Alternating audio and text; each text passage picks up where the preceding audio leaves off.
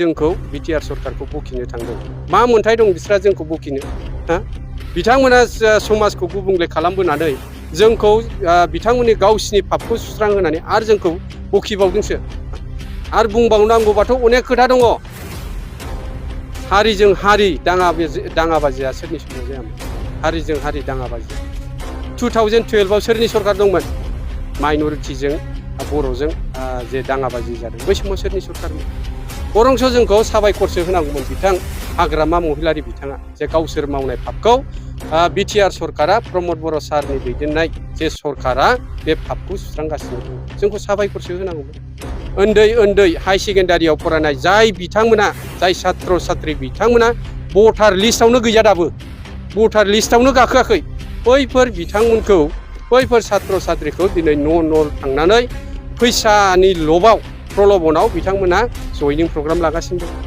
राजनितिनि मेलाव बिथांमोनखौ लाबोगासिनो दं राजनितियाव बिथांमोनखौ सोनानै दिनै जोंनि इयुन जोलैखौ मा खालामनो सानदों बिथांमोनहा इयुन जोलैखौ मा खालामनो सानदों गिबियावनो नोंथांमोननि चेनेलनि गेजेरजों बयनिसिमबो क्रिसमासनि आरो 2024 निउ इयारनि गोजोन हामलायथि बावहरग्रोनाय थाबाय दिनैहाय जोंहा कमलसिं प्राइमारिनि सिङाव V.C.D.C अफिसनि लांगोनायाव मोनसे प्राइमारि लेभेलनि वार्कार्स मिट खालामनाय जादों आरो बे हाबाफारियाव जोंहा सेन्ट्रेलनि गाहाय नेहाथारि मानगोनां राजु नार्जारि बिथाङा बे हाबाफारियाव नुजाथिफैदों आरो डिस्ट्रिक्ट लेभेलनिफ्राय जोंहा गोबां दैदेनगिरि बिथांमोनहा नुजाफैदों बाहागो लाफैदों ब्लक लेभेलनि दैदेनगिरि बिथांमोनहा बाहागो लाफैदों आरो प्राइमारि लेभेलनि साफ्रोमबो दैदेनगिरि बिथांमोनहा जोंहा बेवहाय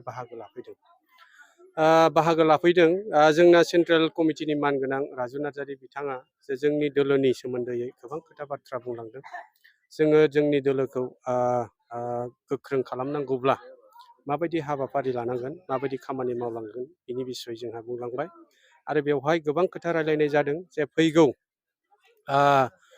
लकसभा बिसायख'थिनि सोमोन्दैबो जोङो बेवहाय सावरायनाय जादों आरो बुथ कमिटिखौ जों माबोरैहाय स्ट्रं खालामनांगौ बिनि सोमोन्दै जों सावरायनाय जादों आरो बुथ कमिटियाव जोङो मोनफ्रोमबो बुथ कमिटिनि एक्जिकिउटिभफोरखौ मेम्बार्सफोरखौ लानानै जे हाबाफारि लानांगौ बै हाबाफारिखौ जोङो दिनैनि थारिखआव माखासे बुथ कमिटिनि थारिखखौबो थिग खालामनाय जादों आरो बे हाबाफारिनि गेजेरजों जों बुंनो हायो जे फैबाय थानाय जे बिसायख'थि लकसभा बिसायख'थियाव UPPL दोलो हिसाबै जोङो देरहागोना क'क्राझार बियाबनिफ्राय देरहागोना रोखा मानो होनोब्ला दिनै मोनफ्रोमबो मेल मिटिङाव नोंथांमोनहा नुनो हायो मास गेदारिङाव नुनो हायो दाख्लै बावैसो जोंहा कुसुगाव जानानै थांनाय ग्रेट मास गेदारिं आरो जयनिंआव नोंथांमोनहा निस्सय नुनो मोन्दों हाजार मानसिया बेवहाय जयनिं जादों आरो हाजार मानसिया बेवहाय बाहागो लाफैदों दा बे मेलनि गेजेरजों नोंथांमोनहा मिन्थिनो हायो जे फैबाय थानाय क'क्राझार बियाबाव UPPL दोलो लोगो नांनानै BJP GSP जे UPPL केन्डिडेटआनो बेवहाय देरहागोना रोखा जाबाय अपोजिसन पार्टि बा BPFनि मुरब्बी बा प्रेसिडेन्ट मानगोनां हाग्रामा महिलारि बिथां लोगोसे जोंहा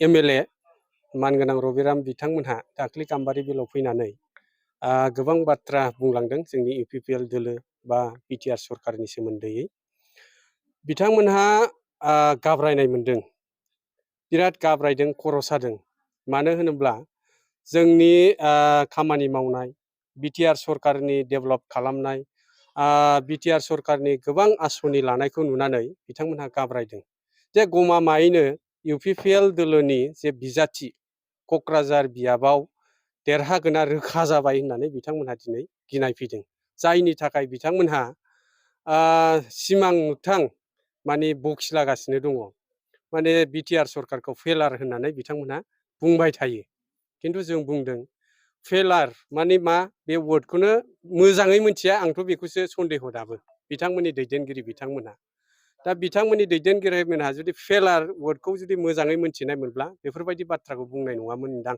सो सानदां मानो होनोब्ला बिटिआर सरकार प्रमद बर' दैदेननाय सरकाराव गोबां आसनि लानानै गोबां खामानि मावगासिनो दं। आं दाख्लैबो बुंदों जे बिटिआर सरकाराव सबसे पाब्लिकफोरनो बा रायजो राजानो होदों सबसे साबसिन जे आसनि, बे आसनियानो जाहैबाय गोजोन आसनि, सान्ति परिबेस।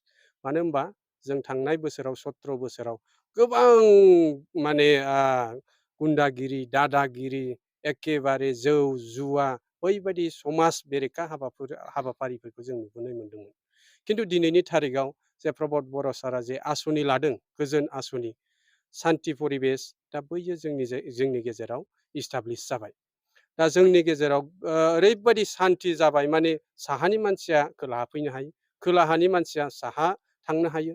इभेन माने मोना हर थानानै खुनु सान हर फारागथि गैयालाबानो दिनैनि थारिखआव गुबुन गुबुन कमिउनिटि मानसियाबो गुबुन गुबुन जायगायाव थांनानै दिनै खामानि मावगासिनो दङ आरो मावनायखौ नोंथांमोनाबो नुदों निस्सय।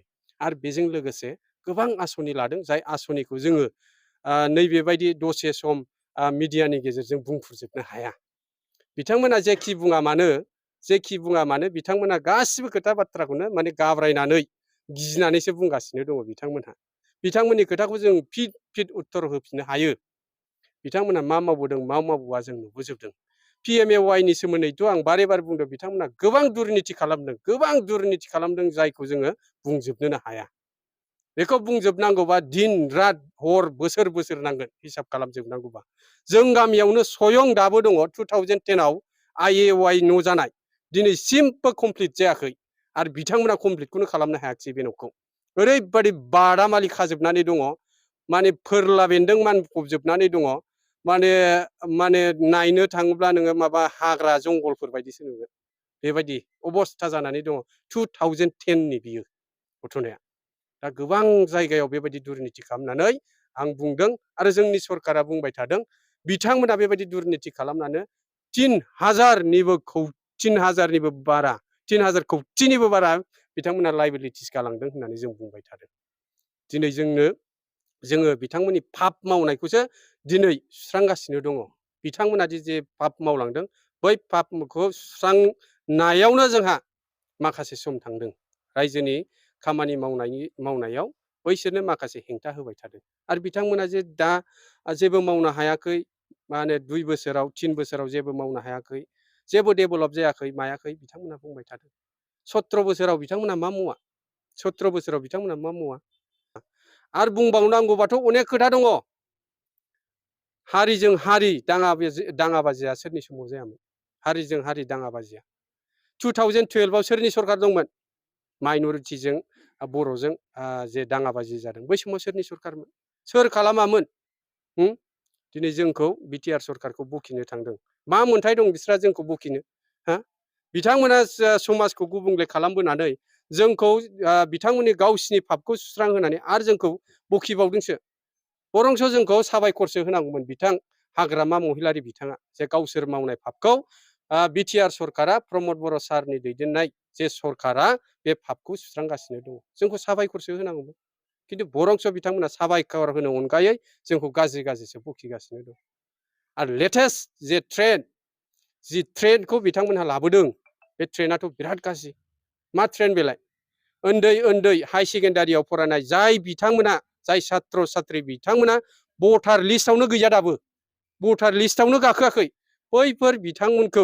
बैफोर सात्र सात्रिखौ दिनै न' थांनानै फैसानि लबाव प्रलबनाव बिथांमोना जयनिं प्रग्राम लागासिनो दं।